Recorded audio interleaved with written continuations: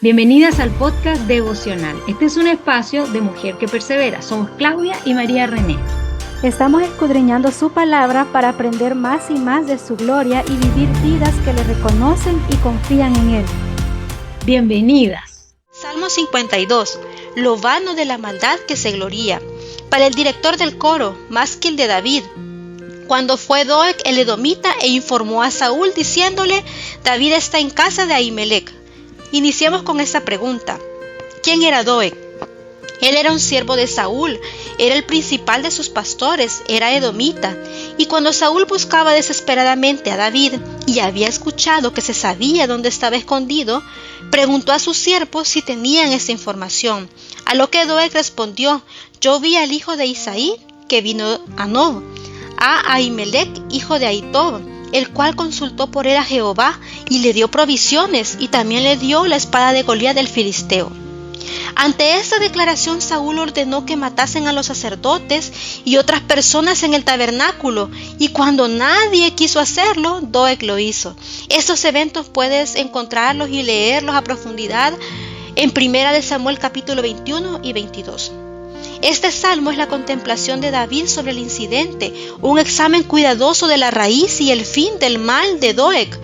El versículo 1 inicia con una pregunta: ¿por qué te glorías del mal, oh poderoso? Doeg había asesinado a 85 sacerdotes que no estaban entrenados para la batalla, es decir, esas personas eran débiles. Y al expresar David, oh poderoso, lo más seguro es que estaba siendo irónico. Spurgeon expresó de este versículo: un hombre poderoso para matar a hombres que nunca tocaron una espada debería haberse avergonzado de su cobardía. Ante ese despliegue de maldad de parte de Doeg, David recuerda que la misericordia de Dios es constante, y aunque la crueldad de este hombre era extrema, jamás sería más grande que el poder de Dios. Así que, aunque ese día que este hombre mató a hombres inocentes e indefensos, para él fue de triunfo, él no tenía en cuenta que la misericordia de Dios es más grande y constante, y sin duda hará justicia por este acto tan malvado que había cometido él. ¿Cómo? El versículo 5 dice: el malo será destruido, será quitado de su lugar y será desarraigado. Ese será su fin. Qué duro, ¿no? Doeg, como todos aquellos que hacen el mal, actúan así porque no reconocen a Dios en sus caminos, solamente confían en ellos mismos y sus riquezas, pero ese es un fin de muerte. Por eso el versículo 7 dice: ese es el hombre que no quiso hacer de Dios su refugio, sino que confió en la abundancia de sus riquezas y se hizo fuerte en sus malos deseos.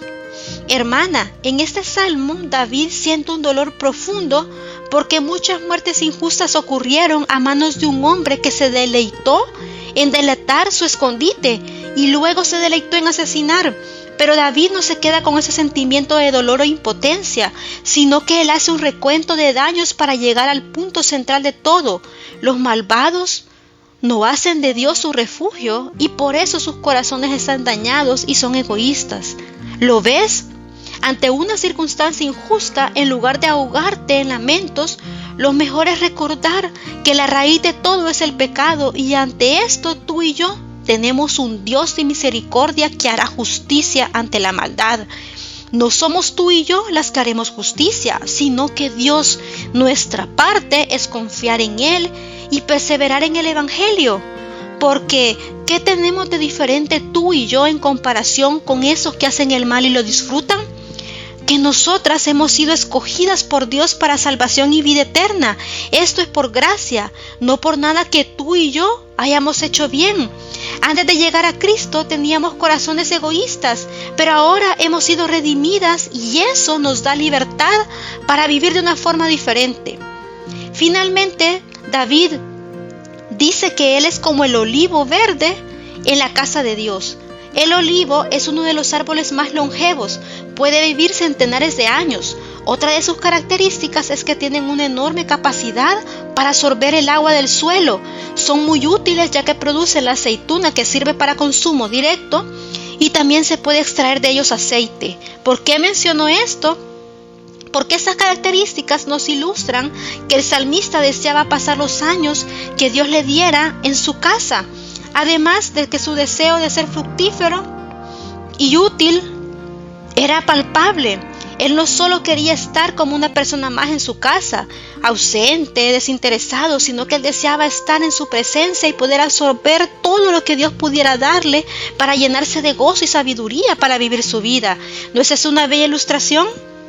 Hermanas, seamos como olivos verdes en la casa de Dios, deseando conocerle más y más, dando frutos para su gloria y siendo útiles a nuestro prójimo. No nos detengamos en ver la maldad de otros y sentirnos derrotadas, sino que recordemos quiénes somos en Cristo Jesús. Confiemos eternamente en la misericordia de Dios, quien a su debido tiempo hará justicia. Nunca olvides que Dios es quien gobierna. Seamos mujeres que perseveran en la misericordia de Dios y viven para hacer las obras que Él preparó de antemano para nosotras. No nos dejemos llevar por el mal, sino que perseveremos en el Evangelio cada día. El Señor te bendiga.